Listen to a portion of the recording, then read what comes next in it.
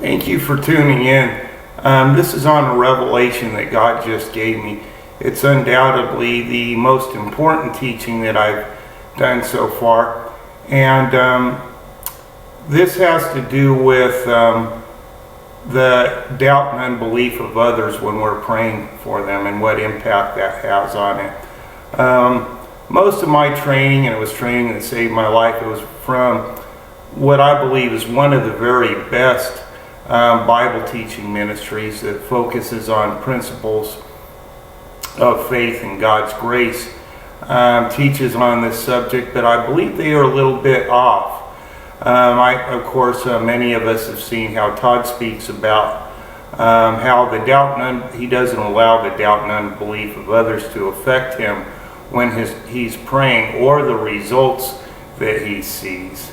And most of us have been taught that if somebody is not believing for healing, or if they're incapable of believing for it, that they can't be healed, but that's wrong. I believe it's a bit of a factor, but men and women of God see people they are praying for healed in spite of them having great doubt and unbelief. And even when those people are stating that they do not believe in God or that God can heal them. I've seen many videos of that sort of thing happening with Todd and with Pete Cabrera, and I'm sure there's others like that out there. I've even seen some incidents where I prayed for people, and that's actually pretty common, where they definitely have no particular faith to be healed, and they're healed right on the spot. You know, that happens all the time with unbelievers. But Todd seen a lot of witches, Satanists healed, same way with Pete, and they see that all the time because they don't allow anything to affect their own faith, and they operate in love, overcoming offenses and doubt and unbelief. Before Jesus was resurrected, we see that Jesus could do no mighty miracles in his hometown. It's been taught that this is because of the unbelief of those around him, and probably it's a bit of a factor, but there's something much bigger here that I think that is being missed by the ministries that focus on that. Those people were also in strife and envy, and I believe it was about them not wanting to be healed, because it says they were offended.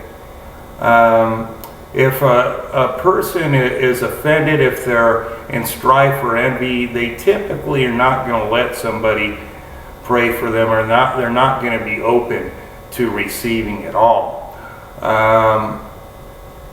They have to be willing to receive, because God doesn't violate people's will or force them to accept his love or provision. We see that in the videos where Todd or Pete are praying for people who are kind of combative, and they're definitely not believing. They're a little bit resistant, but through their love and their efforts, they open them up to allowing them to pray, and that's all that's needed to get the result.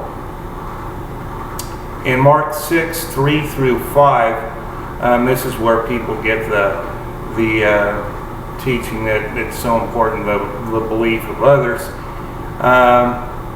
It says this: "Is this not the carpenter, the son of Mary, the brother of James and of Joseph and of Judah and Simon? And are not his sisters here with us?" And they were offended at him. This is the key thing. But Jesus said unto them, "A prophet is not without honor, but in his own country, and among his own kin, and in his own house. And he could do there no mighty work, save that he laid his hands upon a few sick folk and healed them." So even here we see that their doubt and unbelief. It goes on to say in the next verse that he marveled at their own unbelief. But in spite of that, he was still able to heal the sick.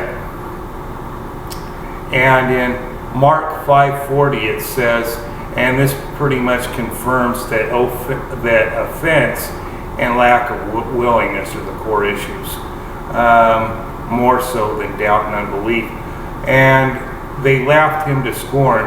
But when he had put them all out, he took the father and the mother of the damsel and them that were with him, and entered in where the damsel was lying. And then, of course, he restored the girl in the following verse. But that's what the point is. God's word also says to us that where there is strife and envy, there is confusion and every evil work. So again, there we had in the case of Jesus in his own hometown, he was dealing with strife and envy and people who weren't even willing to receive. So that's an entirely different issue than just doubt and unbelief. Kind of a minor thing in a way, but this is really major. Those of us who've heard Todd talk about that, about him not allowing the doubt and unbelief of others to affect him, we can receive that or accept it, but we have to have our own revelation of that before it becomes meaningful and it empowers us in our faith. So this was really a huge revelation for me, and I hope you're equally as blessed by it too. Of course, it's important that we understand that for ourselves as well as for others, because anything that's a stoppage in our faith in believing, whether it's believing for others or ourselves, even if it's in believing for others, it also affects our opportunity to operate in faith towards ourselves. So this is a really powerful thing, which has helped me out a lot. That I'm also going to make some changes in my free book download to reflect that within the next few days on my website.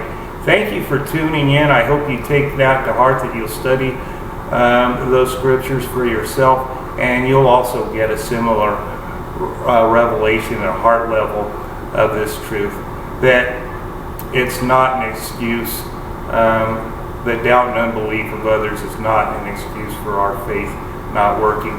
We need to operate in love and power and overcome offenses, doubt and unbelief, in order for our faith and our prayers to be effective and work. And when we do that, we're going to see greater results. Again, thank you for tuning in, and God bless you.